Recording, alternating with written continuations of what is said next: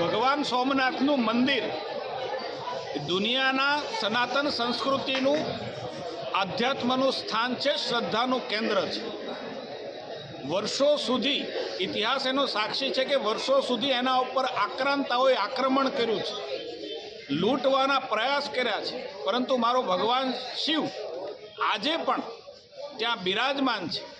એમના પર થયેલા આક્રમણોની તવારીખ જોઈએ તો એને 1000 વર્ષ થયા છે આજે.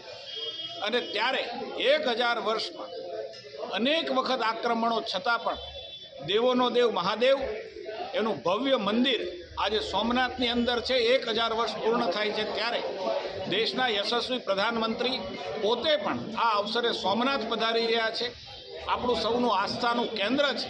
આપણે સૌ પણ દરેક જગ્યાએ સોમનાથ મંદિરને પ્રતીક માની અને આરતી ગુજરાતભરની અંદર અને દેશભરની અંદર થઈ રહી છે. ત્યારે સાવરકુંડલાની અંદર પણ આજે રિદ્ધિ સિદ્ધિ મહાદેવ ખાતે ભારતીય જનતા પાર્ટીના કાર્યકર્તાઓ સાથે અનેક શ્રદ્ધાળુઓએ આજે આરતી કરી છે, જાપ કર્યા છે, યજ્ઞ કર્યો છે અને પોતાની શ્રદ્ધા છે એને સમર્પિત ભગવાન સમક્ષ કરી છે.